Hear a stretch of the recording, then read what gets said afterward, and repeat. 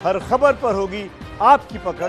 Download कीजिए ABP live app. कि corona संकट के बीच भी राजनीति फुल ऑन है, गर्म है। अब राजनीति इस बात पर हो रही है कि देश के अलग अलग इलाकों में फंसे जो मजदूर हैं, वो जो ट्रेन से घर जा रहे हैं, उनका किराया कौन भरेगा। इस मुद्दे पर अब दिल्ली और बिहार की सरकार आमने सामने है। ये रिपोर्ट देखिए, फिर होगी चर्चा।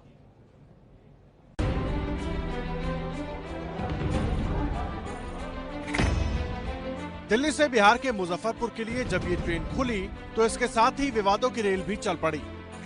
आम आदमी पार्टी का आरोप है कि बिहार सरकार ने मजदूरों के टिकट के पैसे नहीं दिए। हमारी सरकार ने उनसे पूछा कि भाई बिहार के लिए जो ट्रेन जा रही है इसमें 15% आपका हिस्सा बनता है, आप दे दीजिए। वो पीछे हट गए। तो दिल्ली की अरविंद केजरीवाल सरकार ने कहा कि ठीक है, कोई बात नहीं, हम 15% जो इन मजदूरों को भेजने का, इन लोगों को भेजने का, बिहार भेजने का जो खर्चा है वो हम उठा लेंगे अपनी ओर से। इसमें हम कहीं पीछे नहीं है, हमारी ओर से कोई भेदभाव नहीं है। दिल्ली से बिहार के मुजफ्फरपुर ट्रेन पहुंचती इससे पहले किराए को लेकर ये विवाद पहुंच गया। अब नीतीश के विरोधी बिहार की सरकार से सफाई मांग रहे हैं। अब इसका जवाब तो बिहार सरकार को, माननीय मुख्यमंत्री जी को देना चाहिए। मुख्यमंत्री जी किराया भी नहीं दे पा रहे हैं और कह रहे हैं कि हम 500 रुपया ऊपर से देंगे, क्वारंटाइन सेंटर के लिए देंगे। ये छलावा जो हो रहा है, ये सिर्फ सरकार बिहार की आईवास कर रही है। जो मुजफ्फरपुर के लिए चली प्रवासी बिहारियों को लेकर, उसमें भी अपना 15% का योगदान बिहार सरकार ने नहीं किया, वो दिल्ली की सरकार ने वहां से की। तो बिहार सरकार और बिहार के सरकार में शामिल भाजपा और जदयू दोनों पार्टी को इसका जवाब देना होगा। एबीपी न्यूज ने आपको बताया था कि जब घर वापसी कर रहे मजदूरों के किराए को लेकर विवाद शुरू हुआ था, तब नीतीश कुमार ने कहा था कि किराया सरकार देगी, लेकिन इसके साथ शर्त भी लागू थी। शर्त ये कि बिहार आने के बाद 21 दिन तक क्वारंटीन में रहना होगा, उसके बाद ही किराया मिलेगा। निकलेंगे 21 दिन के बाद तो आने में उनको जितना भी खर्च हुआ बाहर से, और उसके अलावे 500 रुपया और राज्य सरकार उनको देगी। जो उसने टिकट पर खर्च किया है या जो उसका खाने और अन्य इंतजाम में जो भी खर्च हुआ है, और 500 रुपये अलग से जो उसे राशि दी जाएगी, और यह राशि न्यूनतम 1000 रुपये से कम नहीं होगी। उसके बाद मैं नहीं समझता हूँ कि दिल्ली सरकार को अपनी ओर से हमदर्दी जताने के लिए इस तरह का नाटक करने की कोई जरूरत है। बिहार से भारी तादाद में मजदूर राज्य के बाहर काम करते हैं। इसी साल चुनाव होने हैं, इसलिए ये मुद्दा आगे भी गर्म रहेगा। चलिए, इस पर हम बात करेंगे, चर्चा करेंगे। हमारे साथ बेहतरीन मेहमान इस वक्त जुड़ रहे हैं। राजीव प्रताप रूडी हमारे साथ भारतीय जनता पार्टी से, इसके अलावा कांग्रेस से हमारे साथ राधिका खेरा हैं, हमारे साथ राजीव रंजन है जेडीयू से, और राघव चड्डा हमारे साथ आम आदमी पार्टी से जुड़े हुए हैं। सबसे पहला सवाल राघव चड्डा मैं आपसे पूछना चाहूंगा, और वो ये सवाल है कि रिपोर्ट जो हमने दिखाई उसमें साफ तौर पर जेडीयू कह रही है कि आम आदमी पार्टी नाटक कर रही है। जब ये तय है कि वहां पर प्रवासी मजदूर पहुंच जाएंगे और 21 दिन का क्वारंटीन पूरा कर लेंगे, उसके बाद उन्हें धनराशि दे दी जाएगी, न केवल टिकट की बल्कि क्वारंटीन के जो 500 रुपए तय किए गए वो भी। तो फिर आप ये कैसे कह रहे हैं, आपने ये आरोप कैसे लगाया कि बिहार सरकार अपने हिस्से का 15% नहीं दे रही है?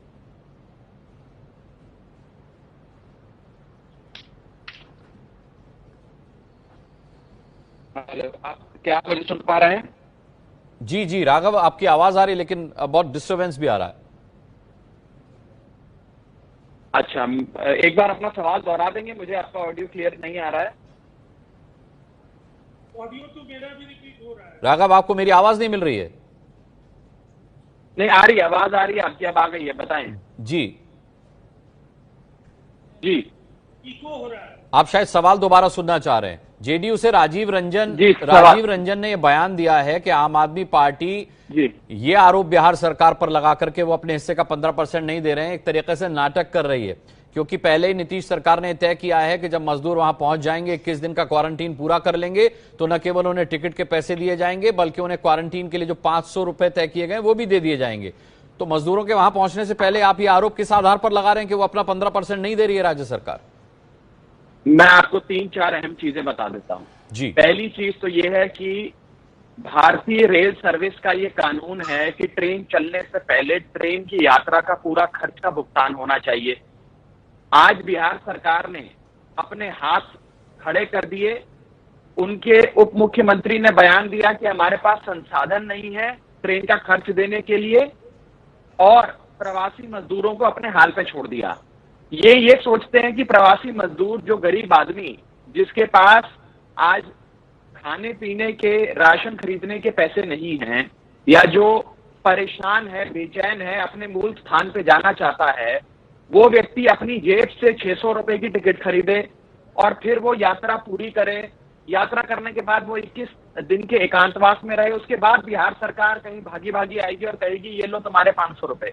ये तो मजाक है, ये तो उनकी हालत पे खिल्ली उड़ाना है। ये लोग नहीं जानते क्या कि ट्रेन चलती नहीं है। ट्रेन, ये भारत रेल सर्विस का कानून है कि कोई ट्रेन नहीं चलेगी जब तक पूरा भुगतान नहीं होगा। आप चाहते हैं मजदूर अपनी जेब से भुगतान करें।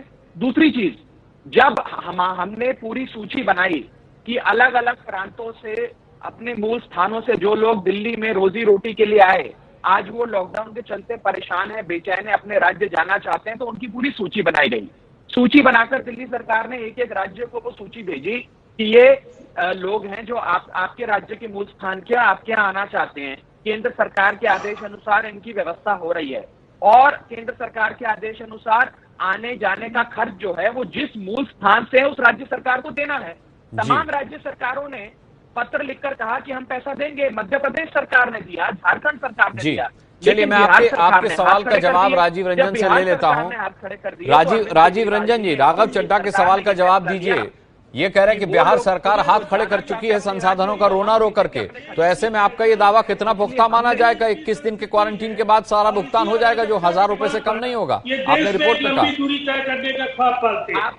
एक तरफ एक व्यवस्थित प्रबंधन का मार्ग इसलिए तय किया गया कि जो भी आएंगे वो क्वारंटाइन में रहेंगे। क्वारंटाइन में रहना इस संक्रमण को बढ़ने देने से रोकने के लिए, इससे अचूक कोई माध्यम नहीं हो सकता है।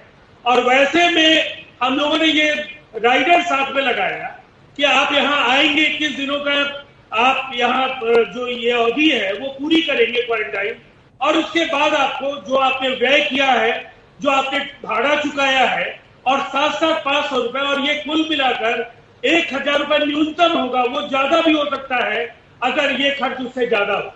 और मैं समझता हूँ ये पूरे देश में ऐसा मॉडल कहीं नहीं। और एक दूसरी बात सुन लीजिए अनुराग जी, इन्होंने उसके पुनर्भुगतान के लिए बाजाप्ता राज्य सरकार के आपदा प्रबंधन विभाग को लिख भी दिया कि लगभग 6,45,000 रुपए इस पर हमारा व्यय हुआ है, इसका भुगतान भी कर दीजिए। ये किस तरह की ताली बजाने का काम इन्होंने किया? एक तरफा पीठ थपथपा रहे हैं और दूसरे तरफ पैसा भी बिहार सरकार से मांग रहे हैं। ऐसी घटिया राजनीति आप पार्टी ही कर सकती है जो कभी बिहारियों को दिल्ली के स्वास्थ्य सेवाओं के लिए जवाबदेह मानती है कि उनका दबाव ज्यादा होता है। कभी अफवाहों के जरिए बिहार और उत्तर प्रदेश के मजदूरों को दिल्ली से भगाने का काम करती है।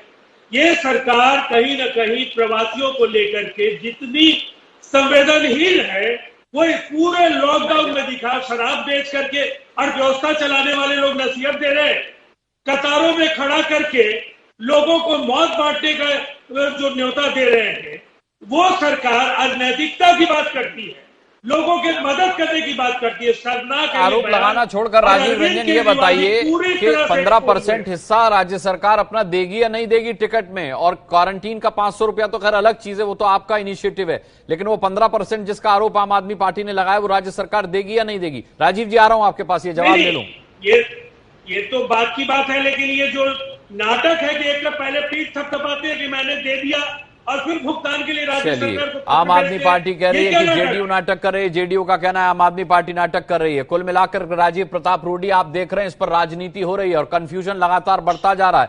मजदूरों से पैसा लेना है या फिर राज्य सरकारें 15% और केंद्र 85 देगी, इन सब कंफ्यूजन के बीच इस तरह के प्रमाण भी सामने आ रहे हैं कि मजदूरों से पैसा लिया जा रहा है।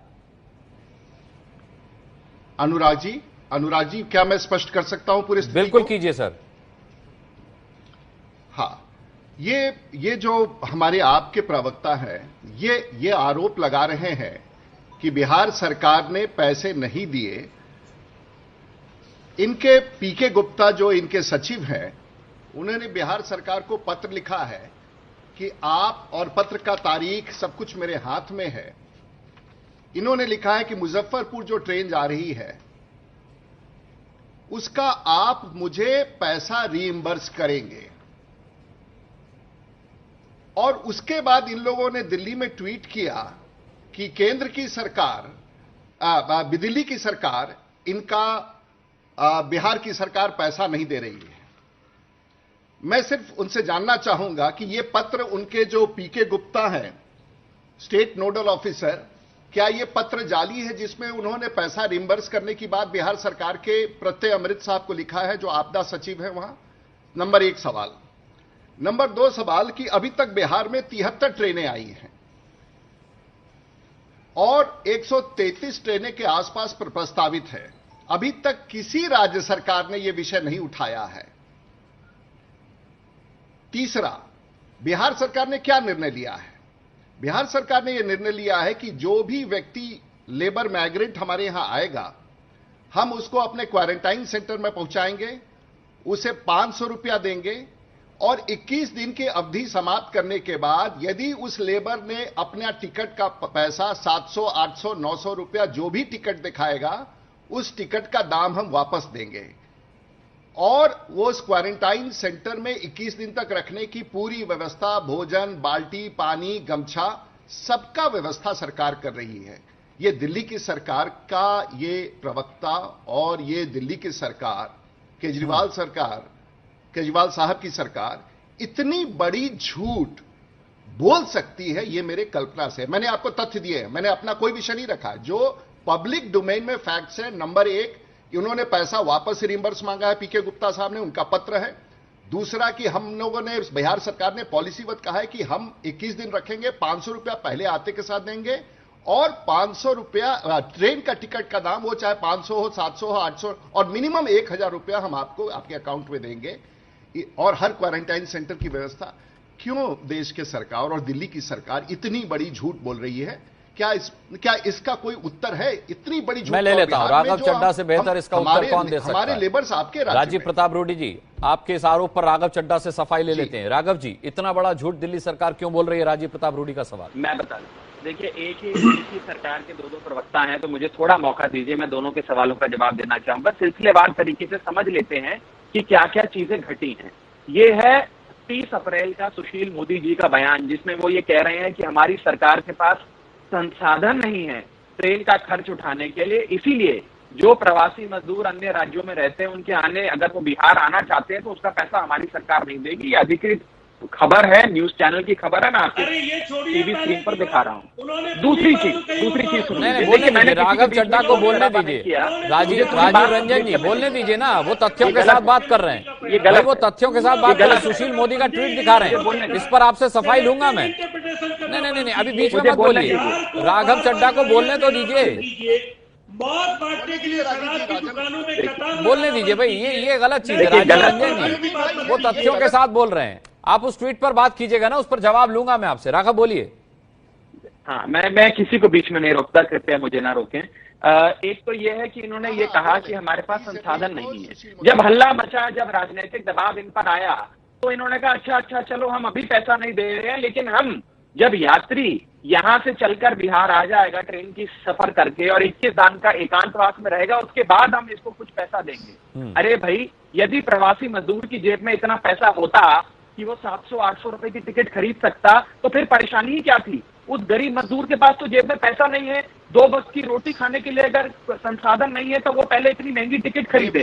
और भारतीय रेल सर्विस का ये कानून है कि ट्रेन तब तक नहीं चलेगी जब तक यात्रा का खर्च नहीं उठाया जाए। तो यात्रा का खर्च उठाएगा कौन? जब बिहार सरकार ने अपने हाथ साफ कर लिए, हाथ खड़े कर दिए और कहा हम कोई पैसा नहीं देंगे, उसके बाद दिल्ली सरकार ने हस्तक्षेप कहा और कहा हम पैसा देंगे, कोई बात नहीं, ये हमारे भी राज्य के लोग हैं, हमारी जो आर्थिक बढ़ोतरी है उसमें बराबरी के हिस्सेदार हैं। एक अच्छा सवाल राघव चड्ढा ने उठाया है। मैं राजीव प्रताप रूडी जी, इस पर आपका जवाब लूं उससे पहले राधिका खेरा का मैं रुख करूंगा। राधिका जी, कुल मिलाकर के ये तय है कि राजनीति इस पर हो रही है, चाहे वो असमंजस की वजह से हो या फिर राजनीतिक वजहों से हो, लेकिन सवाल ये उठता है कि अगर बिहार में नहीं, राजीव जी मैं लौट रहा हूं आपके पास, राजीव जी मैं आ रहा हूं। राधिका खेरा जी, उत्तर प्रदेश में कांग्रेस भी इसे एक मुद्दा बना रही है, क्या कहेंगे आप?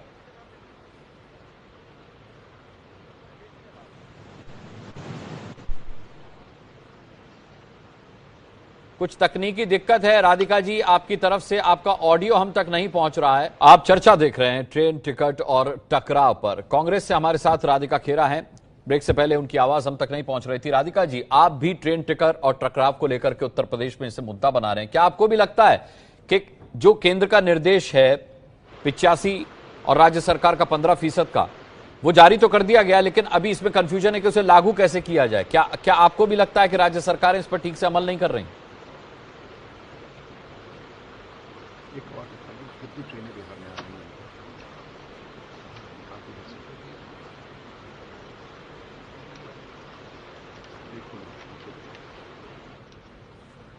मुझे लगता है उनसे संपर्क राधिका खेरा जी से हमारा नहीं है, लेकिन ये कंफ्यूजन तो है। राजीव प्रताप रूडी जी, अब इस पर आपसे मैं स्पष्टीकरण चाहूंगा, क्योंकि साफ तौर पर इस पर अब विपक्षी पार्टियां कूद पड़ी और इसे मुद्दा बना रही हैं।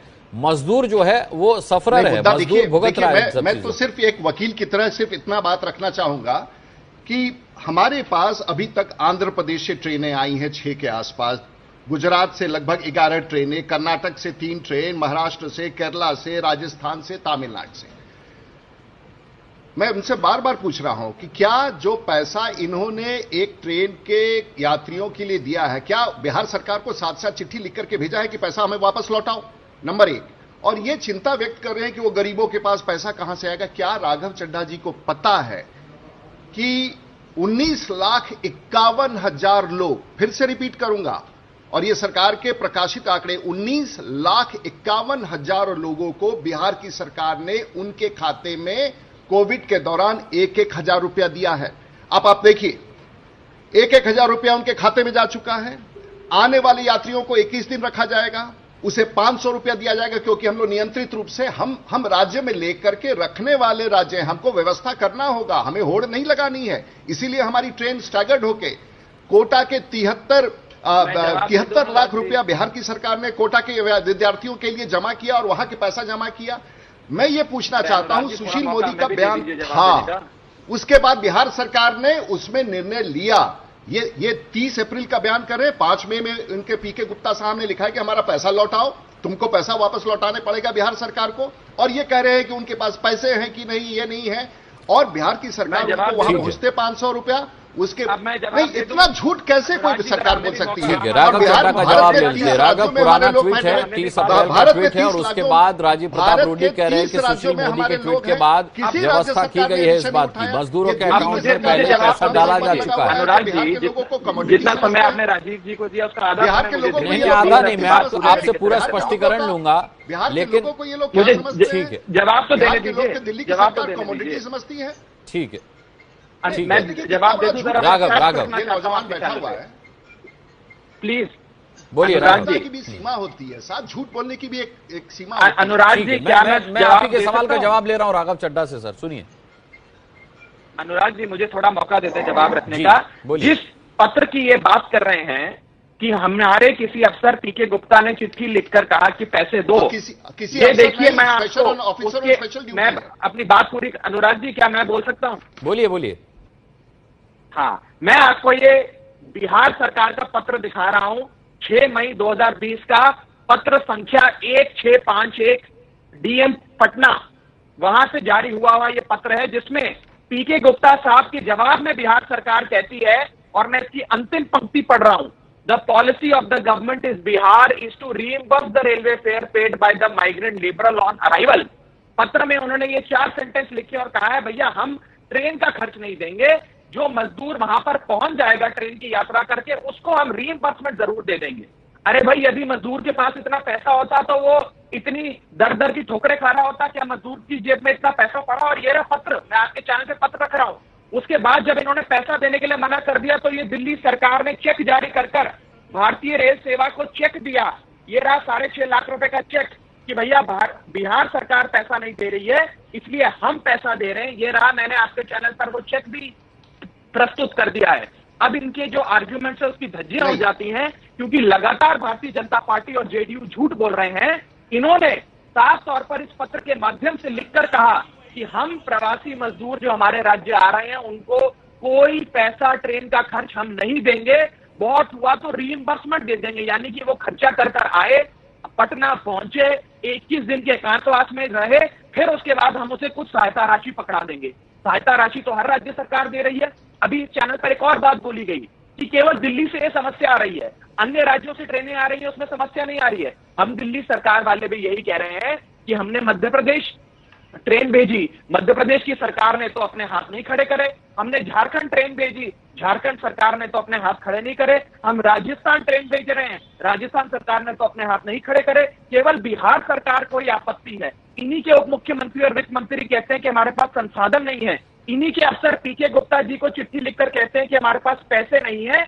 इसलिए आप हमसे हम यात्रियों को रीइंबर्समेंट दे देंगे। लेकिन राजीव प्रताप रूडी जी, मध्य प्रदेश में तो आपकी सरकार है, फिर भी राघव चड्ढा कह रहे हैं कि वहां की सरकार सहयोग कर रही है। राजनीति करनी होती तो फिर मध्य प्रदेश पर भी करती है आम आदमी पार्टी, सिर्फ बिहार पर क्यों करती? आप लोग देखिए, जिस राज्य में 40 दिल्ली की सरकार के प्रतिनिधि 40 लाख लोग बिहार जाने हैं, और यदि उसमें व्यवस्था कायम नहीं किया जाता, पहले उनके लिए क्वारंटाइन कैंप्स बनाना, आज बिहार में 514 क्वारंटाइन कैंप्स हैं, उन सबों पर अभी से 56,000 से अधिक लोग पहुंच करके उन क्वारंटाइन कैंप्स में हैं। आप जिस राज्य में लोग लौट रहे हैं उसके नीति और उसके पॉलिसी का नहीं, सिर्फ आप फिर मैं दोहराऊंगा, ये जो भी पत्र पढ़ के सुना रहे हैं उसके बाद का मैं अंतिम रूप से पढ़ के सुनाऊंगा क्योंकि समय नहीं है। 7 मई 2020 to Shri Pratyaya Amrit IAS principal secretary, ये कलेक्टर से बात करते हैं, मुख्यमंत्री को कलेक्टर को लिखना चाहिए, प्रिंसिपल सेक्रेटरी का पत्र लिखते हैं, payment of fare in respect of Shramik special train from Delhi to Muzaffarpur, और उसमें लिखते हैं it has been decided that at the end of this government of Delhi will make payment. कुल मिलाकर राजीव प्रताप रूडी जी, मैं कहूंगा कि स्थितियां स्पष्ट होनी चाहिए, स्थितियां स्पष्ट होनी चाहिए। नीतियों पर, सरकारी नीतियां अगर सकारात्मक काम कर रही हैं तो उस पर राजनीति की गुंजाइश नहीं होनी चाहिए। तो हम बात कर रहे हैं ट्रेन टिकट और टकराव पर, और अब तक जो पक्ष सामने नहीं आ पाया है वो कांग्रेस का। राधिका खेरा क्योंकि डायरेक्ट स्काइप के जरिए हमारे साथ जुड़ी हुई हैं तो उनके साथ कुछ तकनीकी खामी आ रही है। आपको हम कोरोना पर सुपर 50 दिखाते हैं, वो हम इस चर्चा के बाद आपको दिखाएंगे, लेकिन उससे पहले राधिका खेरा, आपका पक्ष आना बहुत जरूरी है क्योंकि उत्तर प्रदेश में कांग्रेस इसे लेकर के मुद्दा भी उठा रही है। आपकी महासचिव प्रियंका गांधी ने भी कहा कि मजदूर जो हैं वो राष्ट्र निर्माण में योगदान देते हैं, न कि केवल बंधक हैं। क्या आपको लगता है इस पर कोई कंफ्यूजन है? जो केंद्र सरकार की नीति है कि 85% टिकट का किराया जो है वो केंद्र सरकार देगी और 15% राज्य सरकार वहन करेगी, आपको लगता है कि इसमें कोई दिक्कत आ रही है? अनुराग जी, मजदूरों को दिल्ली और बिहार की सरकार ने एक गेंद बना के रख दिया है। सब अपने हिसाब से चुनावी लाभ के लिए सिर्फ मजदूरों की मजबूरी का फायदा उठा रहे हैं। अगर सत्ताधारी पार्टियां मजदूरों की इतनी हमदर्द बन रही है तो सरकारी मदद छोड़िए, नीतीश जी को और केजरीवाल जी को कांग्रेस से सबक लेना चाहिए और निजी तौर से मदद करनी चाहिए। जिस तरीके से कांग्रेस ने कहा है कि हम निजी तौर से सब मजदूरों का किराया देंगे, इतनी लड़ाई हो रही है, ऐसा वक्त जैसे हमने कल देखा कि रेलवे ट्रैक पे मजदूरों की मौत हो गई, वो सोते रह गए, उनके ऊपर ट्रेन चढ़ गई। क्या ये सच में वो वक्त है जब राजनीति होनी चाहिए? सेंटर लड़ रहा है केजरीवाल सरकार से, केजरीवाल सरकार सेंटर से लड़ रही है, कभी वो बिहार की सरकार से लड़ रही है। और सबसे ज्यादा कंफ्यूजन की शुरुआत वहां से हुई जब 151 करोड़ सीएम केयर फंड में देने वाली रेलवे ऐसे चीजें कर रही है। उनको पैसे लेने ही क्यों है इन मजदूरों से, जब आपके पास 151 करोड़ सीएम केयर फंड में डोनेट करने के लिए? इससे अच्छा ये टिकट का चक्कर रखने की ही जरूरत क्यों थी कि सारी पार्टियों को राजनीति करने का मौका मिले इस समय जब पूरा विश्व ऐसी महामारी से जूझ रहा है और किसी को नहीं पता आगे जाके क्या होने वाला है, इसका अभी तक कोई क्योर नहीं निकला है। हमें सबसे वीकेस्ट सेक्शन जो हमारी सोसाइटी का है, जिनके पास पैसे नहीं है, जिनको अपने घर तक पहुंचाना है, जिनके पास खाने के पैसे नहीं है, उनको अपनी जान ऐसे रेलवे लाइन पे देने पड़ रही है। तो ये कहीं ना कहीं शासन प्रशासन सबके लिए एक बहुत बड़ा सबक है। बहुत अच्छा सवाल राधिका खेरा जी आपका है। मैं सीधे राजीव प्रताप रूडी जी से पूछ लेता हूं। राजीव जी, जो सरकार विदेशों से अपने लोगों को बिना टिकट और बिना टिकट का पैसा लिए ला रही है, वो समाज के इस कमजोर तबके से पैसा क्यों ले रही है? जाहिर सी बात है कि आप दे देंगे पैसा बाद में, जब वो रीइंबर्स कर देंगे आप उनका। लेकिन अगर जिस मजदूर के पास पैसा नहीं, जैसा राघव चड्ढा कह रहे हैं कि मजदूरों की जेब खाली है, अगर उनके पास पैसा होता तो उन्हें पलायन करने की जरूरत क्यों पड़ती? तो फिर ऐसे मजदूरों से आप पैसा क्यों ले रहे हैं? टिकट का झंझट ही क्यों? अगर आपको टिकट पहचान के तौर पर जारी करनी है तो अमाउंट जीरो करके क्यों नहीं? इस पर क्यों नहीं काम हो रहा?